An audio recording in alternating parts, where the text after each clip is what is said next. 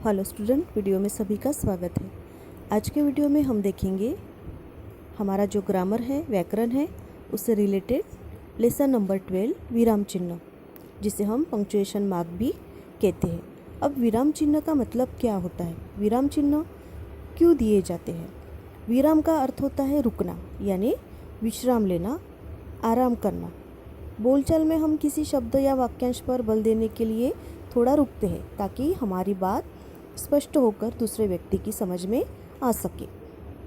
अगर हम ऐसा नहीं बोलेंगे या हम इस तरह से बात नहीं करेंगे, अगर हम एक ही फ्लो में बात करेंगे तो हमारा जो बोलना है वो आगे वाले व्यक्ति को नहीं समझ में आएगा। इसलिए बोलते समय या लिखते समय विराम चिन्ह का उपयोग किया जाता है। लिखते समय भी रुकने की इस प्रक्रिया को कई चिन्हों द्वारा स्पष्ट किया जाता है। जैसे यहाँ पे देखिए, दो एग्जाम्पल दिए हुए हैं, दो वाक्य यहाँ पे दिए हुए हैं। उन वाक्यों को हमको पढ़ना है। जैसे कि पहला वाक्य है बैठो मत जाओ। पहला वाक्य दिया है बैठो मत जाओ। दूसरा वाक्य बैठो मत जाओ। तो यहाँ पे हमें दो सेंटेंस में या इन दो वाक्यों में हमें अंतर दिखाई देता है। पहले वाक्य में बैठो मत जाओ, यानी वहाँ पे बैठने की विनती की गई है, लेकिन दूसरे वाक्य में बैठो मत जाओ, वहाँ पे बैठने के लिए मना किया गया है। तो यहाँ पे अल्प विराम का उपयोग किया गया है। कौन सा विराम चिन्ह आया है यहाँ पे? अल्प विराम। तो एक अल्प विराम की वजह से देखो वाक्यों में कितना बड़ा अंतर आ जाता है। बैठो के बाद अल्प विराम आया और यहाँ पे बैठो मत के बाद अल्प विराम आया है। तो अर्थ की स्पष्टता के लिए विराम चिन्ह का प्रयोग होता है। बोलते, पढ़ते और लिखते समय भावों को स्पष्ट करने के लिए रुकने की प्रक्रिया को स्पष्ट करने वाले चिन्हों को विराम चिन्ह कहते हैं। एक बार व्याख्या फिर से देखिए विराम चिन्हों की। बोलते, पढ़ते और लिखते समय भावों को स्पष्ट करने के लिए रुकने की प्रक्रिया को स्पष्ट कराने वाले चिन्हों को विराम चिन्ह कहते हैं। अब प्रमुख विराम चिन्ह किस प्रकार है, जैसे कि यहाँ पे दिए हुए हैं विराम चिन्ह, हम एक बार फिर से देखते हैं। यहाँ पे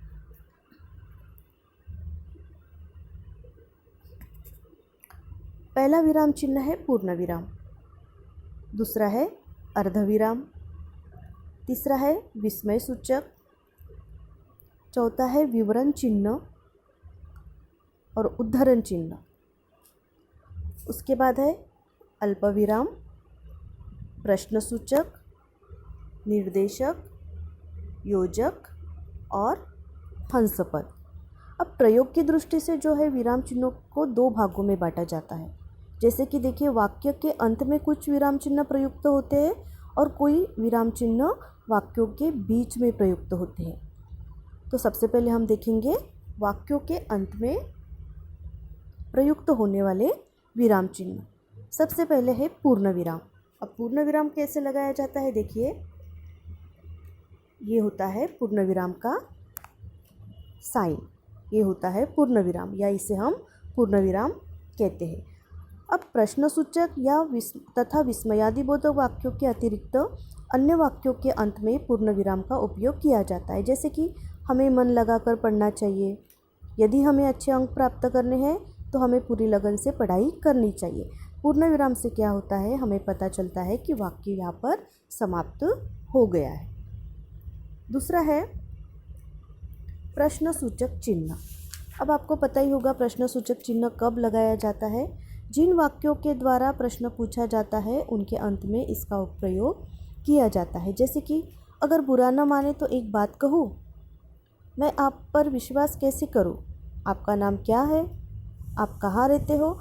तो जब किसी को प्रश्न किया जाता है तब हम प्रश्नवाचक चिन्ह का उपयोग करते हैं, जो कि इस तरह से बनाया जाता है। तीसरा है विस्मयादिबोधक चिन्ह, जिसे हम इंग्लिश में एक्सक्लेमेटरी मार्क कहते हैं। अब ये चिन्ह विस्मयादिबोधक चिन्ह जो है वो कब कब लगाया जाता है? दुख, हर्ष, घृणा, शोक, आश्चर्य या विस्मय आदि भावों को व्यक्त कराने वाले वाक्यों के अंत में इसका प्रयोग किया जाता है। कभी कभी विस्मय सूचक शब्द के बाद में इसका प्रयोग किया जाता है। तो वाक्य के अंत में पूर्ण विराम या प्रश्नसूचक चिन्ह का भी प्रयोग होता है। जैसे यहाँ पे देखिए कुछ सेंटेंस दिए हुए हैं, कुछ वाक्य दिए हुए हैं। अरे यह क्या हो गया, ये दुख के साथ कहने वाला वाक्य यहाँ पे है। अरे यह क्या हो गया, तो अरे के बाद इस तरह से एक्सक्लेमेटरी सेंटेंस यानी विस्मयादिबोधक चिन्ह आया हुआ है। नेक्स्ट है वाक्य आपकी यात्रा सफल हो, और उसके बाद विस्मयादिबोधक चिन्ह लगाया हुआ है, यानी आपकी यात्रा सफल हो, यानी हम किसी को शुभकामना यहाँ पर दे रहे हैं। अरे मोहन तुम यहाँ कैसे, ये आश्चर्यकारक वाक्य है। आहा कितना सुंदर फूल है, ये भी विस्मयादिबोधक चिन्ह का उपयोग करते हुए यहाँ पे वाक्य दिया हुआ है। अब जो दूसरा है वाक्य के बीच में आने वाले विराम चिन्ह। सबसे पहले है अल्पविराम।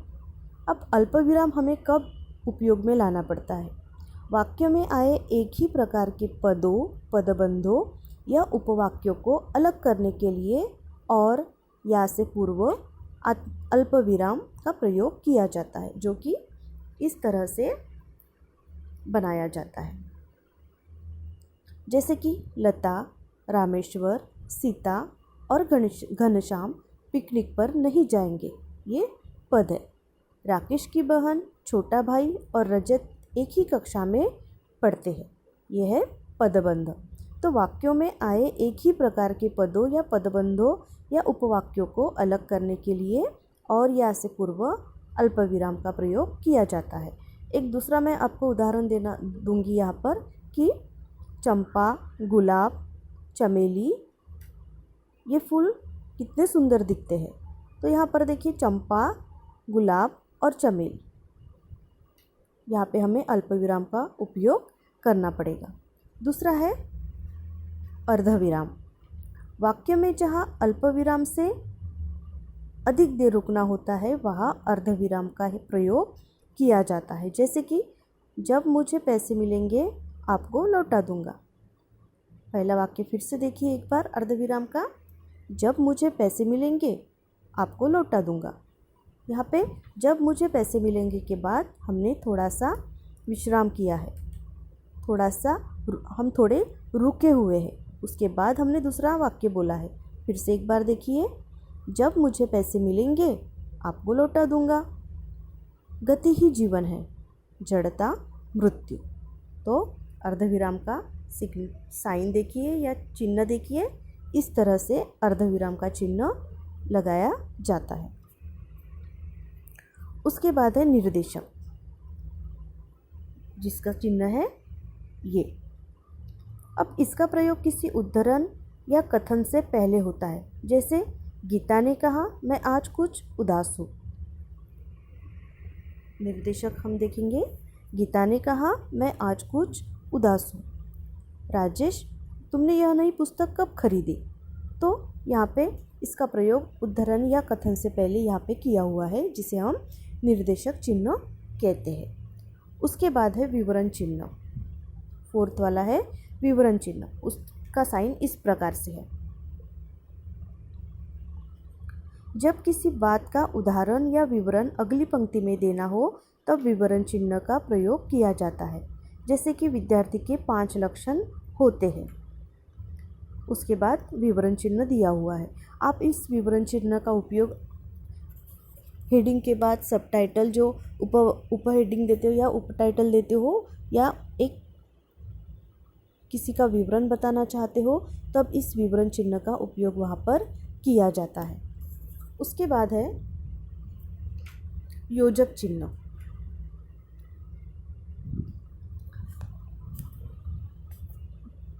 जिसका साइन इस प्रकार है। समानार्थी या विपरीतार्थी युग्मों के बीच इसका प्रयोग किया जाता है। जैसे कि रात दिन, हार जीत, भूख प्यास, अच्छा बुरा, जैसा तैसा, लाल पीला, भाई बहन, माता पिता, राजा रानी। तो यहाँ पे जब शब्द युग्म आते हैं, 2 शब्द एक जैसे आते हैं, वहाँ पर योजक चिन्ह का उपयोग किया जाता है। उसके बाद है उद्धरण चिन्ह, जिसे आप इन्वर्टेड कॉमा कहते हो। तो ये 2 प्रकार के होते हैं। एक होता है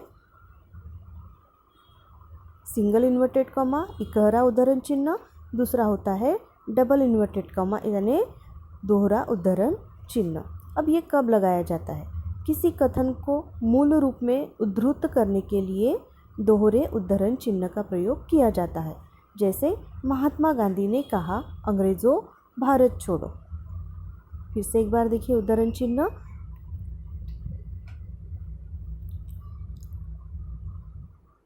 किसी कथन को मूल रूप में उद्धृत करने के लिए दोहरे उद्धरण चिन्ह का प्रयोग किया जाता है। जैसे कि दोहरा उद्धरण चिन्ह देखिए इस तरह से रहता है।